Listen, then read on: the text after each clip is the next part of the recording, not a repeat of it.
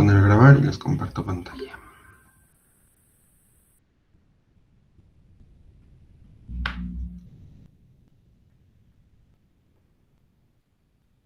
Ok, entonces nos quedamos el martes viendo ya como conceptos un poquito más detallados de cómo funciona Coq. Básicamente ya tenemos tres conceptos muy importantes dominados, ¿no? Que son, número uno, saber definir tipos de datos, que es algo así esencial. Número dos, saber definir funciones, que también es algo esencial. Ya vimos funciones sobre los tipos de datos básicos, que pueden ser booleanos, naturales. Y aparte nos dimos cuenta de la necesidad de tener funciones recursivas, que justamente lo estamos haciendo con fixed point, ¿no? Y ya que dominamos esas dos cosas, pues dimos el salto a, ok, ya vamos a enfocarnos en lo importante de Coq, que es justamente cómo hacer demostraciones, cómo hacer este tipo de pruebitas. Ya vimos cuatro métodos, que fue por simplificación, por reescritura, por análisis de casos y por inducción, ¿no? Que son como métodos muy, muy comunes que tenemos en distintas áreas, ¿no? Y que ya han de haber estado explorando en otros cursos. Entonces ahora lo que vamos a ver es, ya que vimos a los números, pues podemos construir otros tipos de datos, ¿no? Sobre todo en computación, ¿no? Porque digo, Coq nació en un entorno de las ciencias de la computación y por eso hablamos de listas y de programación funcional y demás, pero la idea es que aquí lo pueda utilizar cualquier persona que a lo mejor y no tenga el enfoque o la formación de un computólogo, ¿no? Pero bueno, como ustedes sí lo tienen, pues justamente ya que vimos datos básicos, seguramente se preguntarán, tal vez no ahorita, ¿no? Así, ¿no? Pero en algún punto, cuando están aprendiendo algún lenguaje, alguna herramienta o algo que requiera programar de alguna manera u otra, necesitan en algún punto o se plantean la necesidad de contar con estructuras de datos. Entonces, justamente eso es lo que vamos a platicar ahorita. Ahorita a lo mejor nuestras estructuras que vamos a definir son un poquito simples, un poquito específicas, porque solo van a trabajar con números, pero con miras a que después las vamos a hacer, ¿cómo se llama esto? Genéricas, ¿no? Y para eso, pues vamos a necesitar, pues esta herramienta muy poderosa de los lenguajes funcionales, que es el polimorfismo paramétrico, ¿no? Pero ya lo platicaremos en su momento, ¿no? Entonces vamos a platicar, no espero tomarme la hora y media, porque pues ya huele a Navidad, ya he visto que ya casi todos los cursos están cerrando para que ya nos vayamos de vacaciones. Entonces voy a tratar de verlo lo más rápido que pueda. También tampoco quiero ir corriendo para que no veamos los temas como al aventón, pero no creo que nos llevemos la hora y media, ¿va? Entonces, bueno, vamos a ver ahorita dos tipos de datos, dos estructuras que son básicamente los pares, ¿no? Las tuplas que también tienen otros lenguajes. Ahorita les llamo pares porque solo vamos a ver tuplas bidimensionales, bueno, de dos dimensiones, de dos entradas más bien, que es lo mismo, pero con miras a que esto se puede generalizar a tuplas de longitud 3, básicamente vectores de alguna manera, ¿no? Y después, pues ya lo veremos directamente con listas. Entonces, como tal, no tenemos una sintaxis que me diga, mira, esto es un par, pero con las herramientas que nos dan la definición de tipos de datos, podemos simular esto perfectamente, ¿no? Justamente cuando veíamos la parte de definir tipos de datos, que definimos colores, definimos días de la semana y demás, y sobre todo cuando ya vimos a los números naturales, vimos que los constructores pueden recibir argumentos, ¿no? Puedo tener constructores que no tengan ningún argumento, puedo tener constructores que tengan un argumento, puedo tener constructores con 2, con 3, con 4, con n argumentos, ¿no? Entonces podemos aprovechar esa característica de la definición de tipos de datos justamente para, pues decirle al lenguaje, mira, quiero definir un tipo de dato que tiene dos argumentos, ¿no? Y con eso ya podemos definir pares, ¿no? Pero aquí recordando que siempre le tenemos que dar un tipo al argumento que estamos definiendo. Y en este caso, pues todavía no tenemos la noción de quiero que aceptes cualquier tipo, ¿no? Como en otros lenguajes, por ejemplo, Haskell uno puede poner una variable de tipo, o en Racket uno puede utilizar un predicado que acepte cualquier tipo de dato, básicamente. Entonces, va a depender mucho del lenguaje, ¿no? Ahorita, para nada más ganar intuición, lo vamos a hacer para un tipo de dato en específico, pero sí vamos a poder contar con polimorfismo más adelante. Entonces, ahorita lo que vamos a tener son pares de naturales, ¿no? Entonces, vamos a definir este tipo de dato que se llama NatProt. Al final de cuentas, un par pues viene del producto punto de los naturales no, perdón, del producto cruz de los naturales o alguna operación de producto, ¿no? Entonces lo podemos llamar NatProt. Este tipo de datos solo va a tener un constructor, que es justamente el constructor pair, y pair va a definir o va a recibir dos argumentos, ¿no? Va a recibir una N1 y una N2, donde ambos tienen que ser de tipo natural, ¿no? Entonces lo voy a cargar para que veamos que sí funciona, ¿ok? Y después pues ya podemos hacer uso de check para ver que pues la construcción de los elementos de este tipo, ¿no? Entonces, para construir algo de este tipo, como solo tengo un constructor, pues puedo utilizar pair, le paso aquí dos naturales, que es lo que me está dando la definición, que en este caso son el 3 y el 5, y al final de cuentas tengo que checar que el resultado de esto sea justamente un NatProt, ¿no? Un par. Entonces lo ejecutamos y pues en efecto, ¿no? Pair de 3 y 5 nos garantiza o nos checa, nos verifica que es un par de naturales, ¿no? Y pues de la misma forma podemos hacer algunas definiciones de funciones que pues en un principio aquí no necesitamos como tal la recursión porque solo tenemos dos elementos directamente, ¿no?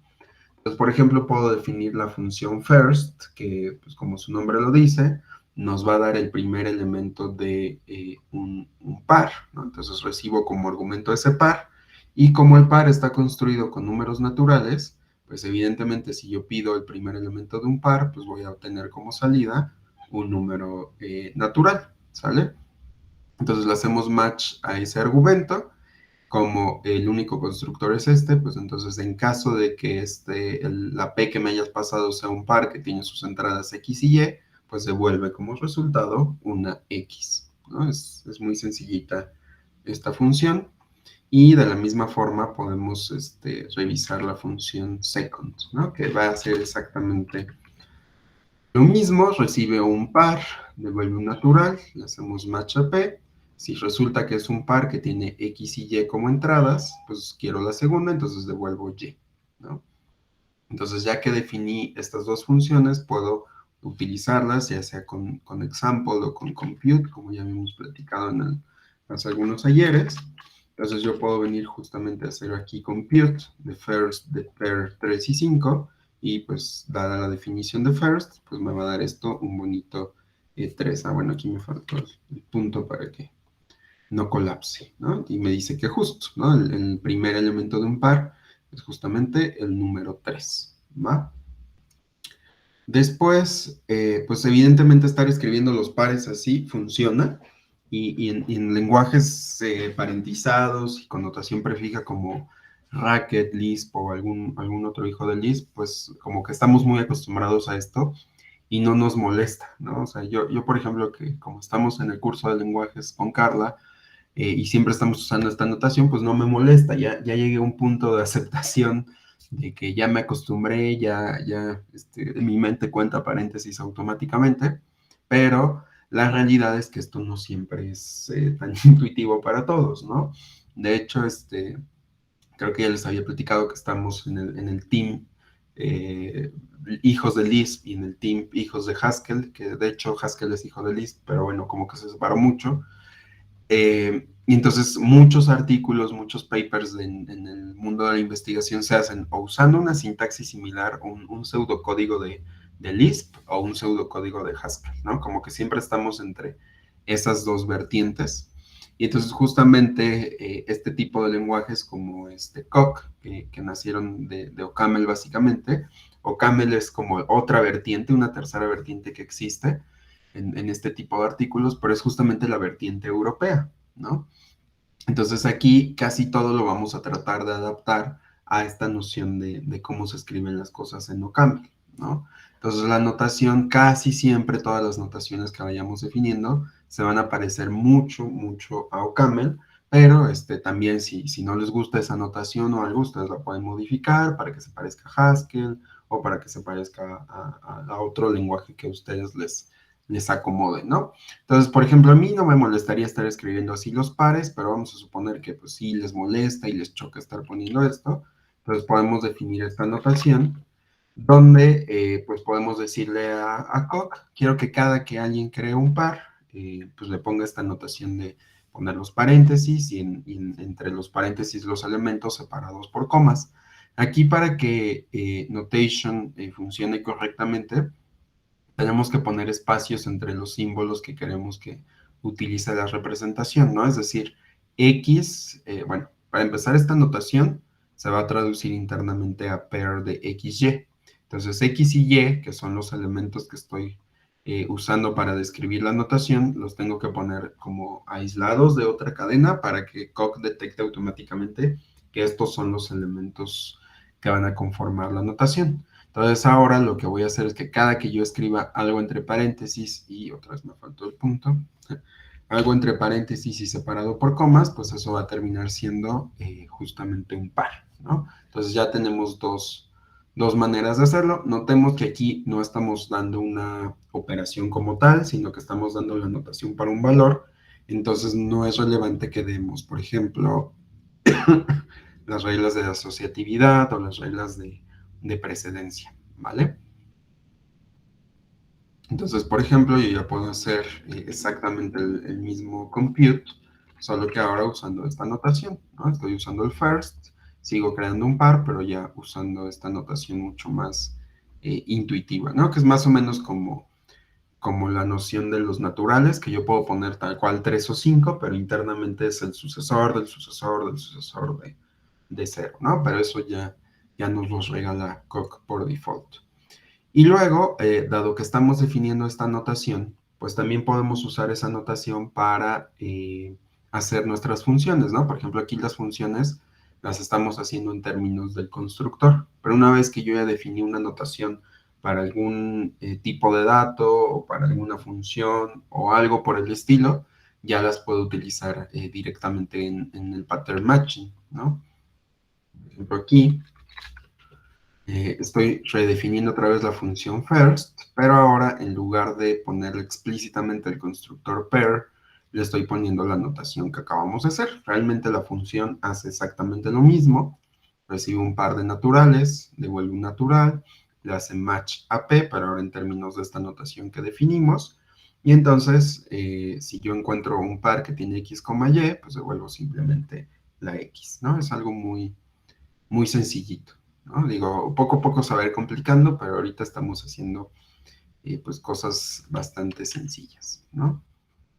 Por ejemplo, otras operaciones, en second pues, también se define de la misma manera, ¿no? Yo recibo un par que es de naturales, devuelvo un natural, le hago el match y puedo reciclar tal cual la notación que acabamos de poner, pero en este caso devolvemos Y.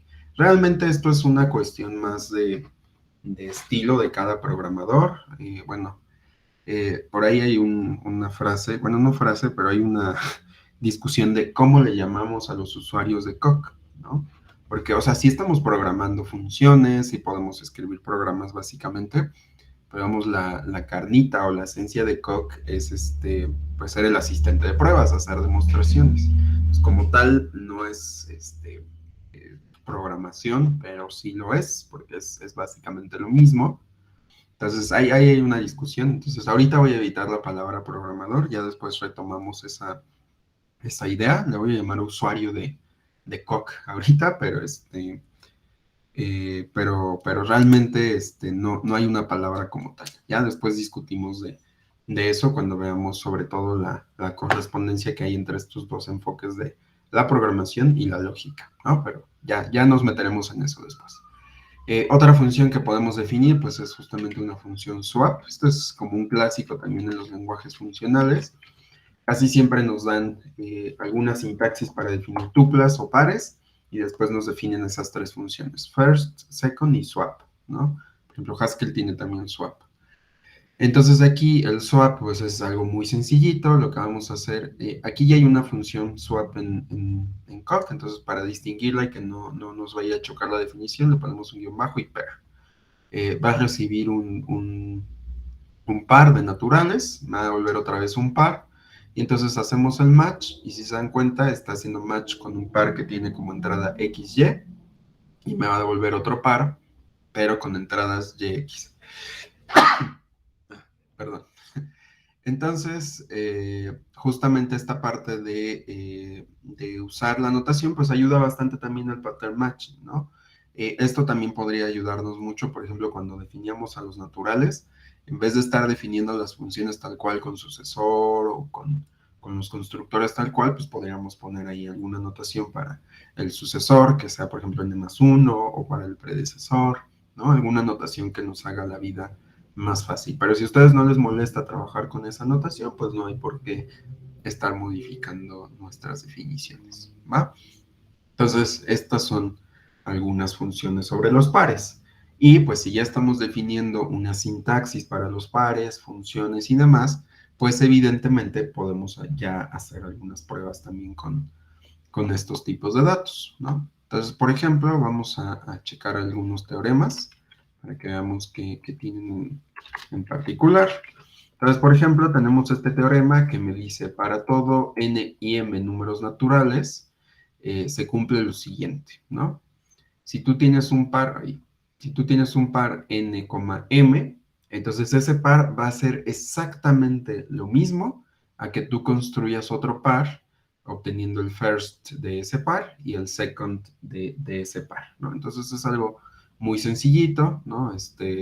Digamos, la propiedad está un poquito forzada para que aprendamos a hacer las propiedades con pares y ver cómo se demuestran, pero es bastante intuitiva, ¿no? Y de hecho, la propia definición de par es la que nos ayuda a probar este teorema.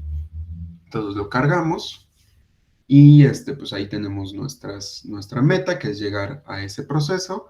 Aquí pues podríamos hacer el supongamos que n y m son naturales y demás, pero realmente esto se hace en un paso con un build reflexivity, ¿no? Dado que pues básicamente todo el lado izquierdo se reduce a n y m, pues me va a dejar exactamente el mismo par y llego a lo mismo, ¿no? Entonces la simplificación, aunque no la estamos poniendo, la podemos poner, ¿no? Para ver qué está pasando, pero pues es algo muy, muy sencillo, ¿no? Entonces yo hago simple, lo que hace es reducir esto, y reflexivity pues automáticamente ya sabe que eso está ocurriendo, ¿vale?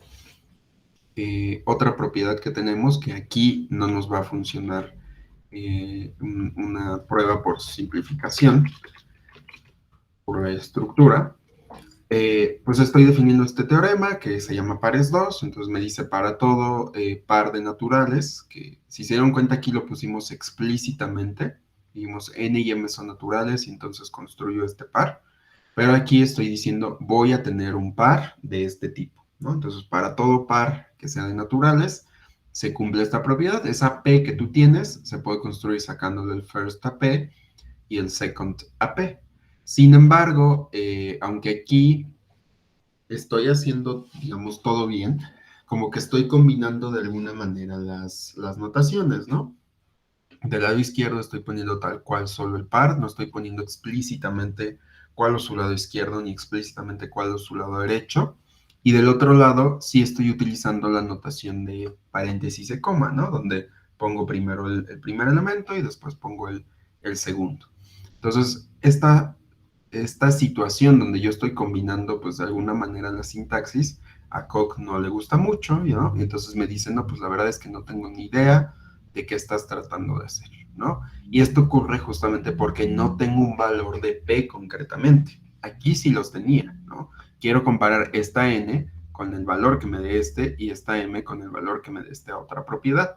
Pero aquí no lo puedo hacer porque no sé quién es P. P tendría que tener un valor concretamente, ¿no? Entonces, si lo ejecuto, pues me sale la meta a la cual quiero llegar, hago una simplificación y si se dan cuenta, la simplificación no funciona justamente porque aquí no sabe quién es P, a diferencia de la otra prueba donde teníamos explícitamente a n, m, ¿no? Entonces, pues qué padre tu par, yo no puedo sacarle ¿cómo se llama? No le puedo sacar el primer elemento ni el segundo elemento a ese par, ¿no? Entonces este camino no nos funciona, le ponemos abort. Y entonces, ¿qué hacemos, no? Porque pues la verdad es que a mí sí me gustaría poder usar este tipo de pruebas. De hecho, pues creo que sintácticamente o el enunciado como tal del teorema, pues sí es bastante intuitivo y es algo que solemos hacer en muchas áreas de las matemáticas, ¿no? Entonces, ¿cómo le hago? Ah, pues vamos a aplicar a nuestra vieja confiable, que es el análisis de casos, ¿no? Entonces, déjenme nada más lo pego. Entonces, ¿qué me está diciendo este análisis de casos? Si se dan cuenta, el teorema es el mismo, nada más que le puse aquí ¿cómo se llama esto? Una comilla, un quote, una prima, para que sepa que no es el mismo. La propiedad es exactamente la misma, pero entonces aquí lo que vamos a hacer es un análisis de casos. Y en las pruebas anteriores yo no tenía que poner intros, ¿no? Porque pues no me interesaba que N y M fueran naturales porque justo ya tenía ahí la estructura como tal, no me aportaba nada. Pero aquí sí me aporta mucho saber cómo es P, ¿no? Entonces vamos a cargar la demostración, digo el teorema, perdón. Entonces lo primero que tengo que hacer es suponer que P es un par de naturales. Ok. Entonces ahora, ¿qué tengo que hacer? Esta P yo la puedo destruir, ¿no? Si yo no tuviera este intros, yo no pudiera hacer el destruct, porque destruct me va a decir quién sabe quién es P, ¿no? Entonces, aquí esto también es importante. Cuando yo hago la suposición, también es una manera de crear variables en nuestra prueba, ¿no? Porque, por ejemplo, aquí bueno, no lo voy a hacer, porque si no, se va a arruinar un poquito todo y voy a tener que mover más cosas. Pero bueno, tengo mi P. Si yo no tuviera la P del lado de las premisas, nadie sabría quién es P porque no tienen un nombre. Solo puedo utilizar, por ejemplo, con destruct, con induction, ¿cuál fue el otro que vimos la semana pasada? Assert, la semana del martes. El assert, cualquiera de estas tres usan variables, pero las variables las va a tomar justamente de las premisas, porque es algo que ya sabe, ¿no? En la demostración, por eso, siempre empezamos, supongamos, diciendo que n es un natural, o a lo mejor no decimos supongamos, sino que decimos sea, ¿no? Sea A un número natural, sea B un entero, por demostrar que tal cosa, ¿no? Justo eso es lo que estamos haciendo. Sea P un par de naturales, quiero demostrar que P es igual a esto, ¿sale? Entonces, cuando yo llego a la parte del destruct, pues NatProt solo tiene un constructor, ¿no? Que es justamente el constructor per. Y el constructor per requiere de dos variables. Entonces ese destruct lo tengo que hacer con dos variables que ahorita le estoy llamando n y m. Pero como solo tiene un constructor, pues aquí ni siquiera tenemos pipes, por ejemplo, ¿no? Entonces destruimos p. ¿Y cómo se genera esa destrucción? Ah, pues como me está generando un par, me va a generar una n y una m que son justamente de tipo natural. Entonces ahora sí, la P ya tiene forma y como solo tengo un constructor, no me creo dos submetas, sino que solo me creo una para el único constructor que tenemos. Entonces en este caso, N y M son naturales, se cambia completamente la forma de mi teorema porque ya estoy utilizando ese patrón y entonces ahora sí ya puedo aplicar todos estos trucos que teníamos en el caso pasado porque justamente ya tengo first de N y M, ahora sí, ahí explícitamente puedo saber cuál es el first del par N y M, y también puedo ver cuál es el second del mismo par.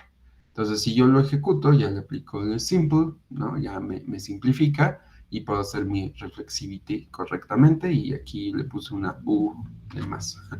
Y ya queda correctamente la prueba, ¿vale? Entonces, esta es una manera en la que podemos simular pares. Incluso ustedes podrían hacer por ahí una biblioteca de vectores donde ustedes puedan sacar, no sé, la norma, sacar el producto punto, el producto cruz, el producto por un escalar, ¿no? Bueno, el producto cruz ahí no tiene sentido. Bueno, sí tendría, pero ya no serían vectores. Bueno, sí. Bueno, ahí inventarse algunas propiedades y ver todas estos teoremas, estas pruebitas, para ir practicando, ¿no? Pero esta es la manera en la que podemos simular, bueno, no simular, definir los pares y ya si tienen más de un elemento, pues nada más le agregan otro argumento al constructor que estén definiendo, ¿sale? Entonces, ¿alguna duda con los pares? ¿Vamos bien? Voy a bajar gatito, así que empieces a escribir ceros. Ok, entonces vamos a pasar ahora a otro tipo de dato que es así. ¿Todo bien? Vale, gracias. Vamos a pasar a otro tipo de dato que es súper importante en este tipo de lenguajes y en casi toda la teoría de la computación las listas son como una estructura elemental, ¿no? Para todos las estamos utilizando. Entonces, al igual que como lo hicimos con los pares, podemos dar una definición. Esto creo que es algo que ya hemos hecho hasta el cansancio en muchas materias, en discretas, en lenguajes, en lógica, incluso en autómatas en algunos casos, ¿no? Ver la definición recursiva de las listas. Entonces, pues sí, justo, ¿no? Una lista de, en este caso, de naturales. Recuerden que todavía no estamos haciendo nada polimórfico. Pues tenemos esta lista. Y entonces, ¿qué posibles constructores tiene una lista de naturales? Ah, pues puedo tener a la lista vacía o puedo construir una lista que tenga un número natural como cabeza y otra lista de naturales como cola, ¿no? Entonces, la definición es bastante sencillita. Es una definición, por supuesto, inductiva y que aparte pues es recursiva de solo viéndola puedo ver que es recursiva y entonces necesito definir, ¿cómo se llama? Se me fue el nombre. Necesito hacerlo, definir funciones recursivas para algunos casos, ¿no? Entonces, listo, ya tenemos en este caso el tipo de dato NatList. Y entonces, si ya definí mis listas de naturales, pues ya las puedo utilizar y definir algunas funciones, ¿no? Por ejemplo, vamos a construir una primera lista que esto es como también un ejemplo clásico cuando estamos aprendiendo algún lenguaje funcional. ¿Cómo construyo una lista? Ah, pues con el operador cons, que en este caso está esperando un natural, entonces le paso el 1, y como cola está esperando otra lista, que puede ser la vacía o puede ser otra construcción. En este caso escojo otra construcción que tiene ahora como cabeza el 2, vuelvo a hacerme el mismo planteamiento, escojo otra vez una construcción que en este caso tiene el 3 y concluyo con la lista vacía, que en este caso la estoy representando como nil, pero esto depende del lenguaje, ¿no? Hay lenguajes donde se llama null, hay lenguajes donde se llama empty, ¿no? Entonces, depende mucho del lenguaje, ¿no? Pero básicamente así se definen las listas, ¿no? Aquí, parece que es así. Me equivoqué con el símbolo. Estoy haciendo mal. Ah, 2 puntos, perdón. Y aquí que dice, term cons 1 has type list. We should be set, prop, or type. ¿Qué estoy haciendo mal? Creo que es por el paréntesis. Eso.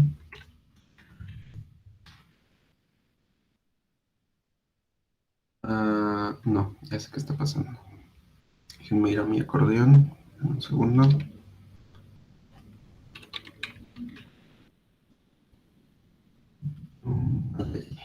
Falta el de igual.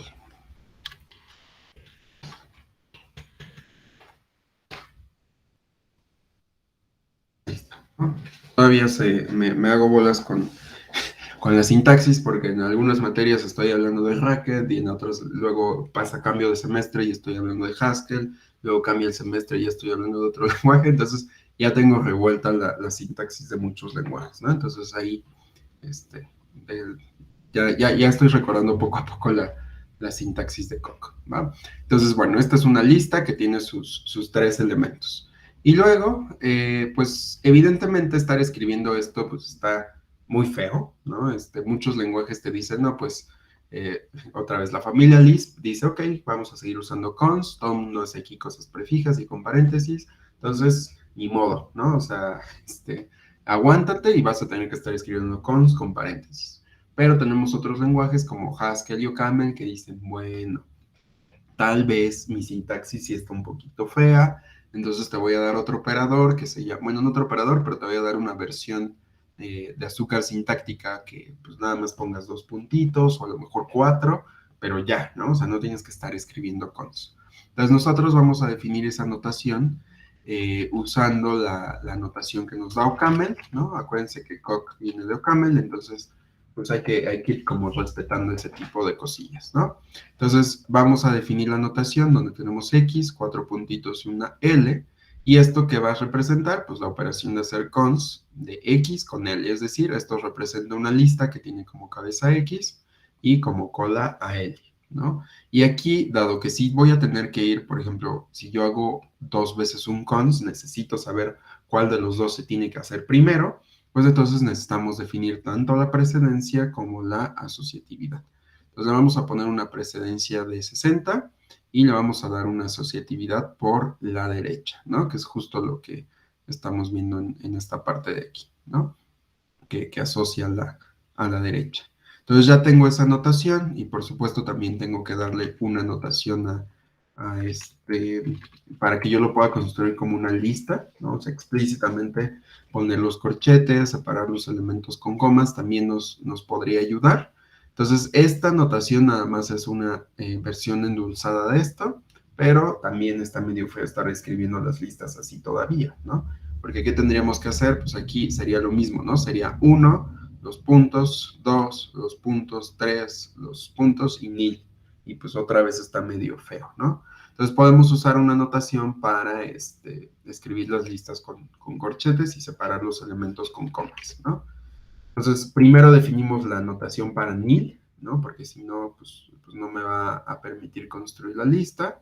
Entonces, con esto ya tengo mi lista vacía y después definimos la lista que tiene ya elementos separados. Aquí esta notación a lo mejor se lee un poquito diferente porque las listas pueden tener n elementos, no solo 2. Entonces, lo que voy a decir es que esta es mi notación. De hecho, esta es la notación de OCaml. Los elementos de las listas, en vez de separarlos con comas, los separa con punto y coma. No sé por qué, pero pues así se definió OCaml. Y entonces, así como lo hicimos con los pares, que les dije, acuérdense que en la notación tienen que dejar como que espacios antes y después de los argumentos. Aquí estamos haciendo exactamente lo mismo, ¿no? Este es X y este es Y. Antes de X tiene que haber un corchete, después de X puede haber comas, y aquí estos dos puntos le están indicando a Coq que ahí puede haber más de un argumento, ¿no? O sea, puede haber 10, 20, 30, pero cosas similares, ¿no?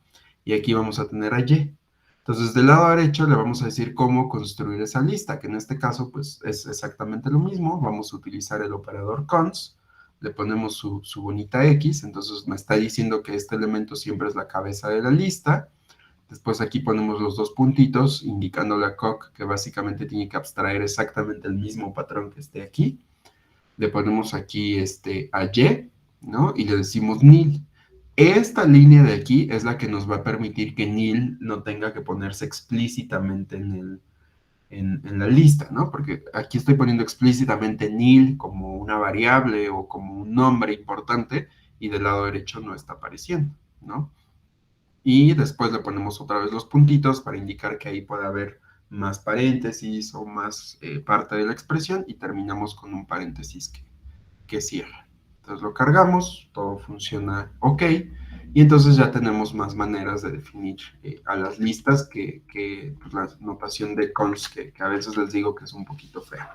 Entonces la primera notación me dice, pues mira, vas a poner un 1, los puntos, después entre paréntesis, porque aquí tienes que tener una lista, puedes poner 2, los puntos, otra vez entre paréntesis el 3, los puntos y nil. Y eso básicamente me está construyendo la misma lista que teníamos definida aquí arriba, ¿no? Y luego, por otro lado, si se dan cuenta aquí, poner los paréntesis, pues todavía está muy feo, ¿no? Entonces, justo por eso, cuando definimos la anotación con los puntos, esa anotación me dice, tienes una precedencia y tienes una asociatividad. Entonces, cuando tenemos esas reglas, podemos omitir los paréntesis, ¿no? Entonces, aquí los omito y estoy representando nuevamente a la misma lista. Y la tercera anotación que tenemos, pues básicamente ya me permite construir a las listas separando los elementos y es una anotación muchísimo más clara y sencilla de ir abstrayendo, ¿va? Entonces, algo que a lo mejor y les está causando ruido, espero que sí, o a lo mejor y no, es que estamos construyendo todo de cero, ¿no? O sea, esto ya nos lo da, por ejemplo, Haskell definido, Racket, y no lo tenemos que estar haciendo de cero. A veces lo dejamos como una actividad para que entiendan la estructura y demás, pero en general ya están ahí definidos y aquí todo lo estamos haciendo a manita, ¿no? Y eso es lo que les decía hace ratito, bueno, no hace ratito, en la introducción de Coq, les decía, muchas de las cosas no vienen definidas en una biblioteca estándar. A lo mejor y hay algo que te sirve, pero siempre se recomienda ir siguiendo como esto de irlo haciendo a mano, porque normalmente vamos a formalizar cosas que no existan en lenguajes de programación, ¿no? Por ejemplo, aquí yo podría formalizar una gráfica y entonces necesito construir la gráfica, dar su representación, dar notaciones, o puedo definir una estructura un poquito más compleja como un autómata o qué sé yo, ¿no? Y tengo que proveer todos sus constructores, los tipos necesarios, las funciones, básicamente definir toda una teoría en Coq y utilizarla para probar algunas cosas, ¿sale? Entonces, bueno, hasta aquí dudas con cómo se representan las listas y demás.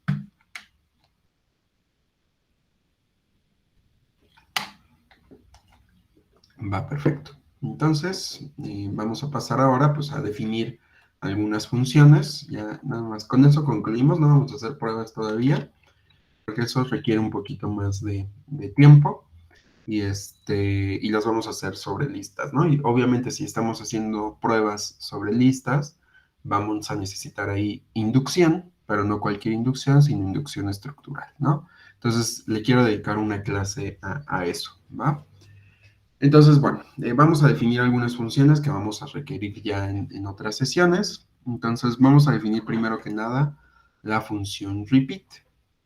Esta función básicamente lo que va a hacer es algo muy parecido a, me parece que Python, no me acuerdo si es Haskell también lo tiene, pero en Python yo le puedo poner que me repita, ni siquiera me acuerdo cómo en Python, pero sé que Python lo tiene.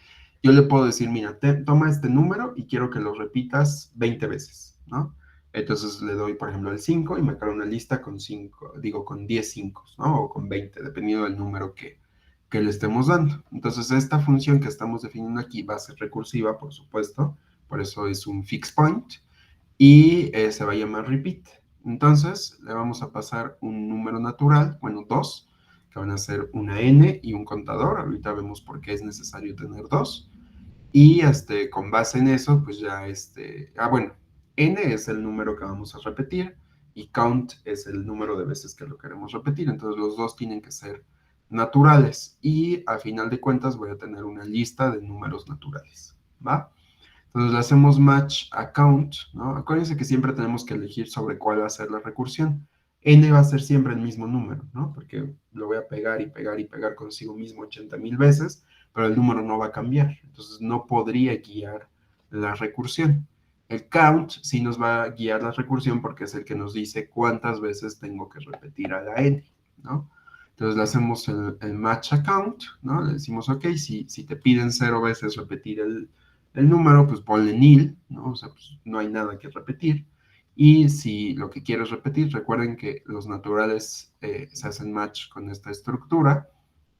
Entonces, si lo que quieres repetir es el sucesor de un número, que puede ser un contador primo, pues lo que tienes que hacer es, pues, ok, concatenar a la n o construir una lista que tenga como cabeza n, y haces la llamada recursiva quitándole el número de este sucesor.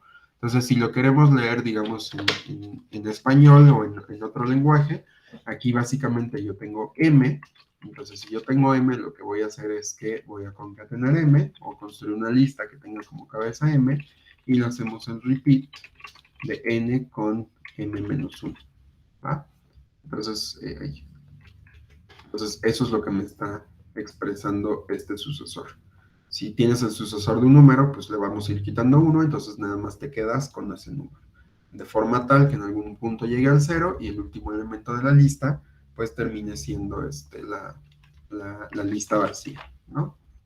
Entonces, bueno, vamos a cargar la función. Listo, vamos a ver otra.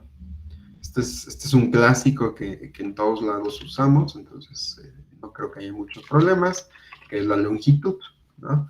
Entonces me pasan o defino la función longitud, es recursiva por supuesto, entonces es un fixed point. definimos una función que va a recibir una lista de naturales, nos va a devolver un natural, que en este caso es la longitud de la lista, y entonces, ¿qué es lo que tengo que hacer? Pues le hacemos match a esa lista. Si la lista es la lista vacía, pues devolvemos 0 porque no tiene ningún elemento. Y aquí podemos usar la notación que ya definimos. Si tengo una lista que tiene cabeza y cola, ¿qué tengo que hacer? Pues realmente la cabeza no me aporta nada. Entonces únicamente le saco la longitud a la cola y continúo sumándole 1, ¿no? O sea, dicho o traducido otra vez, porque a veces cuesta ir leyendo los sucesores, lo que estoy haciendo aquí es que si tengo una lista con cabeza y cola, lo que voy a devolver es 1 más la longitud de t, ¿no? El sucesor siempre lo pueden leer como suma 1, ¿no? Entonces, bueno, y quitar un sucesor lo pueden interpretar como quita 1, ¿no? Entonces, bueno, así se define la longitud. Les digo, es una función clásica cuando estamos aprendiendo programación funcional. Vamos a definir ahora la concatenación. También es clásica, pero es un poquito más difícil de entender, pero de hecho es muy parecida, por ejemplo, cuando multiplicábamos, ¿sí era la multiplicación? No, era la suma. Cuando sumábamos dos naturales, ¿no? ¿Qué hacíamos? Íbamos reduciendo uno lo más que se pudiera a 0, y en cuanto yo llegaba a 0, ya devolvía el segundo elemento. En la concatenación de las listas hacemos lo mismo. Como yo ya sé que la lista vacía concatenada con otra lista es esa lista, pues puedo ir reduciendo la primera hasta que se vuelva la vacía y ya puedo devolver la segunda con todos los elementos pegados, ¿no? Entonces, ¿qué es lo que voy a hacer? Pues la concatenación, el append, por eso se llama app, va a recibir dos listas que son de naturales y me va a volver una lista de números naturales, ¿no? Entonces escogemos una lista sobre la cual hacer la recursión. En este caso es lo mismo, solo hay que recordar que la que vaya reduciendo la otra es la que voy a devolver. Entonces aquí le hacemos match a la primera lista, que es la lista L1. En caso de que esa lista sea vacía, pues devolvemos la segunda. Y si esa lista tiene una estructura de cabeza y cola, vuelvo a construir otra lista de forma tal que aquí ponga la cabeza de la primera lista y después hago la recursión, ¿no? La recursión va a consistir en solo me quedo con la cola de la primera lista y así me mantengo paso por paso hasta que se reduce, ¿no? Si, por ejemplo, hacemos una ejecución rapidita, por ejemplo, quiero concatenar a la lista 1, 2 con la lista 3, 4, la lista que tiene el 3, para más fácil. ¿Qué es lo que tengo que hacer? Pues entonces aquí me dice, ok, hazle match a la primera. ¿La primera lista es la vacía? No, pues no. ¿La primera lista tiene cabeza y cola? Sí. ¿No? Entonces construye una nueva lista que tenga como cabeza a 1 y como cola a la concatenación de la lista que tiene como cola al 2 y a la lista 3, ¿no? Entonces aquí continúo y aquí hago la misma pregunta, ¿es la vacía? No, pues no. ¿Él tiene cabeza y cola? Sí. Entonces toma la cabeza, ¿no? Y construye recursivamente una lista que tenga a la vacía y a la lista que tiene el 3, ¿no? Y entonces lo que hago pues es justamente esto otra vez. Y aquí ya caí en el caso base donde pues, la primera lista es la vacía. Entonces, ¿qué tienes que devolver? Ah, pues la segunda, ¿no? Entonces, pues esto ya es una lista que pues termina siendo la concatenación de las listas, ¿no? Aquí a lo mejor y se ve medio feo que lo ponga con esa notación, pero realmente lo que tenemos es esto, ¿no? Entonces, pues listo, así funciona la concatenación, ¿va? La repasé porque he notado que esa función, aunque la vemos en varios cursos, es difícil de abstraer. Entonces, cada que puedo, repaso cómo se define, ¿no? De hecho, creo que desde discreta se ve, pero cuesta mucho abstraerla. No sé por qué, también la reversa cuesta mucho, ¿no? Entonces, lo que tienen que hacer, o lo que a mí me funcionó para como entenderlas, pues fue que las he usado un montón de veces, ¿no? Y más que como las explico en la clase, pues también las he ido como abstrayendo poco a poquito, pero sí cuesta mucho al principio, ¿no? Entonces, si alguna función, aunque ustedes digan, ay, eso es de discretas, qué pena que lo pregunte, me dicen, ¿no? No hay ningún problema, ¿no? Les digo, todo esto se va adquiriendo conforme lo vas practicando, ¿no? Justo se lo tatúan, ¿no? Como ahí, como No sé si conocen a Ricardo Abreu, creo que ya son muy jóvenes para eso. Pero él se tatuó la definición de la máquina de Turing, ¿no? Entonces, o también a Javi, que con él, a él no sé si lo conocen, pero él tiene tatuado el combinador Y, y entonces así, ¿no? Muchos en la facultad, se van tatuando, cosas que les gustan, ¿no? Pero bueno, ¿no? Yo no me he tatuado nada, no sé si ustedes se quieran tatuar algo, pero bueno. Entonces, ya dejando de lado los tatuajes, vamos a ver otra función. Esa es la concatenación. Y por supuesto, la concatenación, pues ya tenemos una notación muy común que se heredó básicamente de Haskell. Bueno, no sé si realmente si viene de Haskell, pero pues como que todo el mundo siempre hace referencia a esta notación de que viene de Haskell, ¿no? Entonces podemos representar la concatenación usando esta notación, donde ponemos el símbolo de doble más, pero aquí, dado que es una operación, pues tenemos que explicar qué pasa si tengo más de dos veces el operador y qué precedencia tenga, ¿no? Entonces le vamos a decir que asocia a la derecha, justo como el cons, y le vamos a dar una precedencia de 60, ¿no? Es muy parecida a la de cons, pero aquí pues ya tenemos dos listas en vez de un número y una lista, ¿va? Y ¿cuál otra? Bueno, aquí hay algunas pruebas de cada una de ellas. Y digo, algunas pruebas de la concatenación y de tail y demás. Por ejemplo, aquí quiero demostrar que la concatenación de estas dos listas pues es en efecto esta, para ver que mi función sí esté operando correctamente. Entonces, ¿cómo le hago para demostrar esto? Pues con un build reflexivity, ¿no? Entonces llego exactamente a lo mismo y listo, ¿no? O que la lista vacía con otra lista, pues me da otra lista. Esto también es casi trivial, ¿no? Acuérdense que estos son ejemplos y que los usamos como testing, ¿no? Por eso es como tan sencillo probarlos, porque estamos viendo instancias concretas y normalmente nosotros queremos generalizar y eso lo hacemos con teoremas, con lemas, etcétera, ¿no? Va, entonces ya, las dos últimas funciones, que son head, ¿no? Por supuesto, si voy a trabajar con listas, necesito esta noción de head y tail, ¿no? Entonces vamos a definir nuestra función head.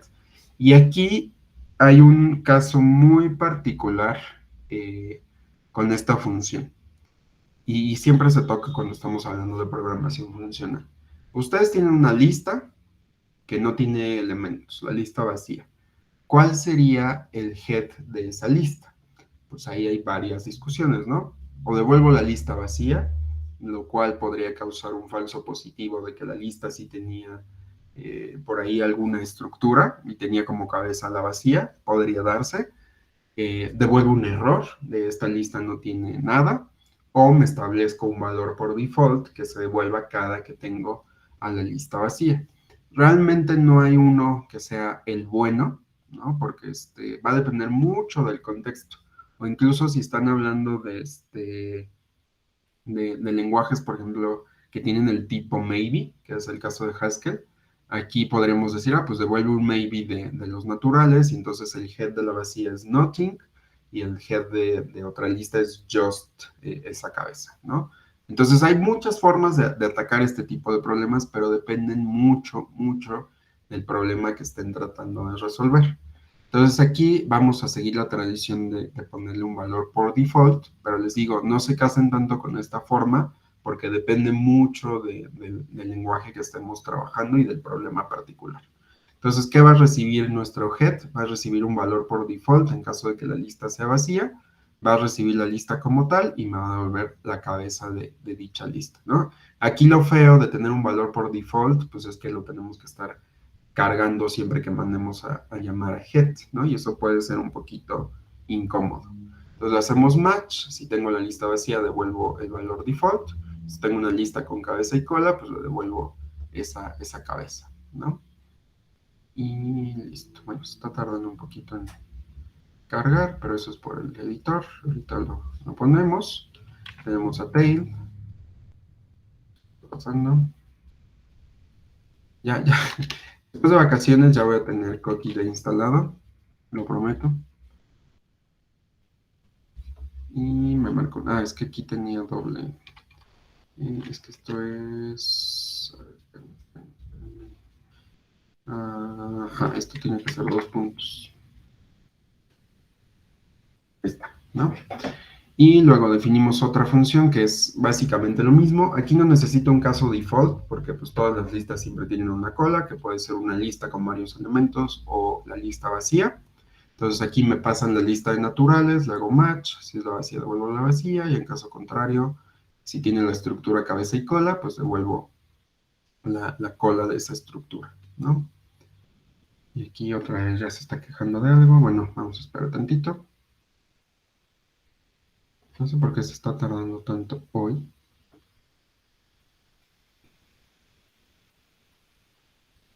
pero como dije, teniendo Coqui B, esto se soluciona. Mientras voy copiando lo demás, que ya es lo último.